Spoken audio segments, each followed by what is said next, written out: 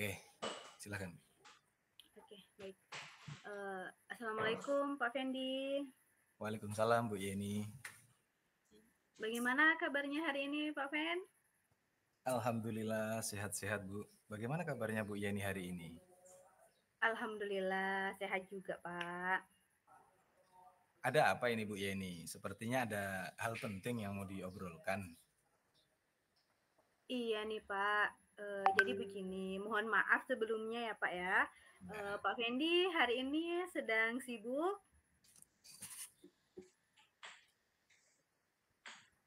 tidak Bu Yen. Hari ini lagi sedang santai ini. Memangnya ada apa ya Bu? Alhamdulillah kalau seperti itu ya Pak ya. Jadi begini Pak Fen, saya ingin mengobrol sebentar, sekitar 10 sampai 15 menitan lah. Jadi di sini saya tuh sedang bingung, mungkin dengan mengobrol dengan Pak Fendi, ada sesuatu yang bisa saya dapatkan. Tujuan dari obrolan kita ini apa ya Bu? Jadi dari obrolan kita ini Pak, saya ingin mendapatkan ide atau solusi, kemudian saran, dan juga masukan mengenai permasalahan yang sedang saya alami saat ini di kelas 8, Pak. Oh, Bu Yeni ingin mendapatkan solusi ya dari permasalahannya. Coba Bu Yeni ceritakan dulu masalah yang Bu Yeni hadapi saat ini. Hmm, iya Pak Fen, jadi begini Pak, saya mau bercerita. Jadi di kelas 8 ini ada seorang murid saya. Nah, pada saat saya mengajar itu, saya melihat dia itu sedang tertidur di dalam kelas. Nah, kemudian, pada saat saya menggunakan metode diskusi juga, atau pembelajaran yang di luar kelas, dia itu terlihat seperti tidak ada antusiasnya sama sekali, Pak. Jadinya saya bingung. Oke. Jadi Bu Yeni ini sebenarnya merasa bingung ya dengan keadaan murid yang tidak ada antusiasnya dalam kegiatan pembelajarannya Bu Yeni. Iya, betul sekali itu, Pak. Oh, iya. Tadi kan Bu Yeni mengatakan bahwa ada seorang murid yang tidur di dalam kelas dan tidak ada antusiasnya dalam pembelajaran di dalam kelas maupun di luar kelas. Menurut Bu Yeni, idealnya murid yang seperti itu harus bagaimana? Mmm, jadi yang saya inginkan itu, Pak, murid saya ini tuh dia tuh aktif dalam kegiatan pembelajaran, baik di dalam kelas maupun di luar kelas. Jadi saya inginnya tuh dia tuh tidak tertidur pada saat pembelajaran sedang berlangsung, agar nantinya untuk kedepannya itu dia dapat memahami apa yang sedang, saya sampaikan. Jadi mengenai materi apa yang pada saat itu dia dapatkan dan juga tentunya, saya ingin dia ini dapat menyelesaikan tugasnya dengan baik. Nah, sekarang ngomong-ngomong nih, yang sudah Ibu Yeni lakukan selama ini ya, agar murid tersebut bisa aktif dalam kegiatan pembelajaran ini apa? Sebenarnya nih Pak ya, saya sudah memasukkan metode diskusi, dalam pembelajaran. Kemudian yang di dalamnya di RPP itu sudah termasuk metode pembelajaran diskusi. Nah, jadi dalam metode diskusi ini kan, bisa menjadikan anak itu aktif dalam pembelajaran dan juga, saya juga sudah membuat, pembelajaran yang menarik begitu, seperti saya, masukkan video-video pembelajaran yang saya gunakan agar nanti murid itu tidak merasa bosan pada saat belajar di dalam kelas, Pak. Oke, jadi Bu Yeni ini kan sudah memasukkan metode-metode pembelajaran, ya, diskusi, kemudian memasukkan video-video pembelajaran tadi yang sudah diceritakan. Ini menurut saya sudah sangat bagus karena metode yang sudah diterapkan sudah sesuai dengan tujuan. Nah, sekarang kalau kita lihat ya karakter murid tersebut itu kan belum sepenuhnya muncul ya. Mhm. Dari skala 1 sampai 10 ini Bu Yeni, di mana posisi Bu Yeni sekarang dalam mencapai tujuan? Posisi saya sekarang ini mungkin ini Pak ya, mungkin berada di skala 5 deh, kayaknya seperti itu. Wah, yang Ibu Yeni harapkan itu berada di posisi berapa sebenarnya? Uh, inginnya nih Pak ya, inginnya saya ini berada di posisi 8, kalau tidak 9 lah.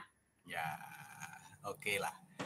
Kira-kira selain metode diskusi, kemudian penggunaan video pembelajaran yang Ibu berikan pada saat proses pembelajaran, kira-kira ada enggak cara lain untuk mencapai tujuan itu, Bu Yeni?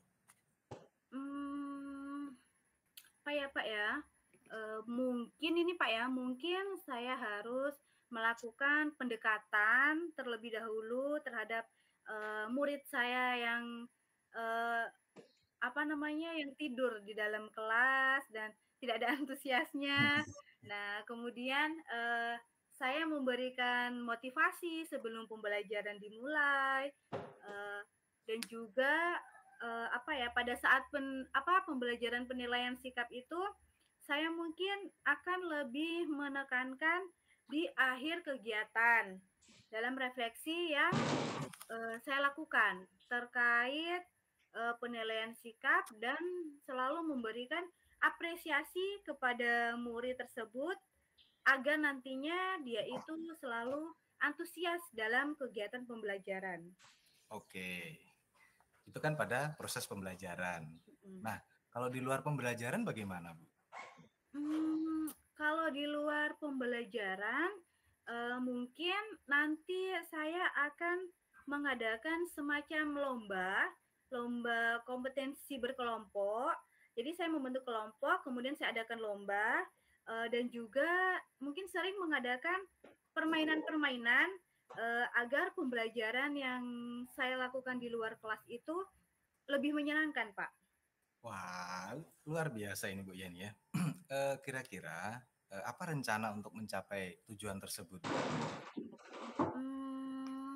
Rencana yang akan saya lakukan yaitu mungkin saya akan memasukkan memberikan motivasi sebelum kegiatan inti pembelajaran.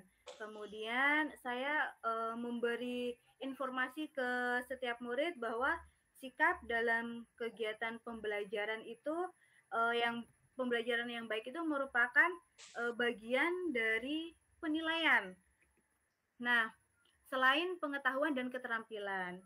Jadi pada akhir refleksi nanti itu tidak lupa pembelajaran yang saya lakukan di luar kelas mengenai kegiatan permainan ataupun mengadakan lomba itu untuk melatih kerjasama dan kekompakan untuk membangkitkan semangat setiap murid-murid yang ada, Pak. Berapa jangka waktu yang akan Ibu lakukan itu? Kira-kira 1 mingguan lah, Pak. Nah, sekarang apa Bu komitmen dari Bu Yeni terhadap rencana aksi yang akan Ibu Yeni lakukan tersebut? Untuk awalnya mungkin saya akan membuat RPP terlebih dahulu Pak ya dengan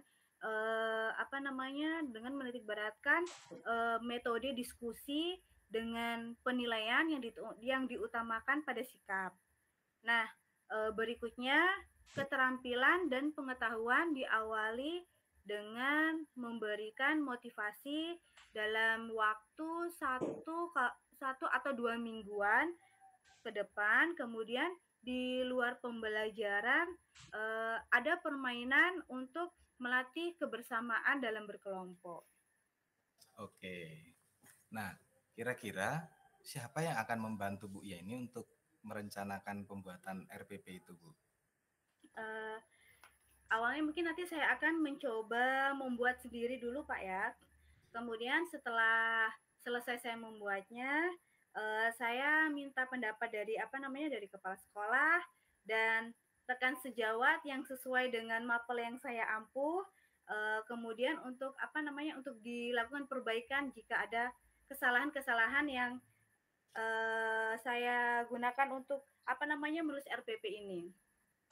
Oke, sip. Ya, menurut Bu Yeni, apa yang sudah didapatkan dari percakapan kita ini ya? Apa yang sudah Ibu Yeni dapatkan lah dari percakapan kita?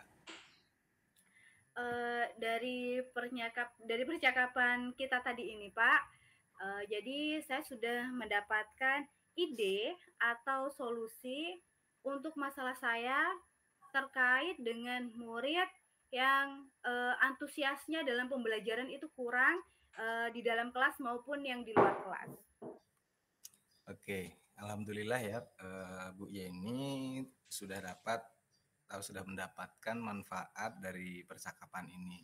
Ya mudah-mudahan rencana Bu Yeni akan membuahkan hasil ke depan. Jangan lupa untuk mencatat, kemudian setiap perkembangan, kemajuan ya, nantinya bisa dijadikan refleksi serta menjadi contoh untuk teman-teman yang lain.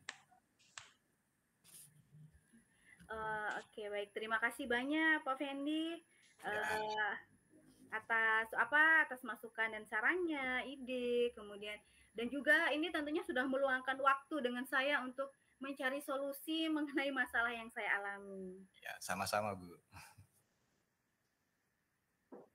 Oke.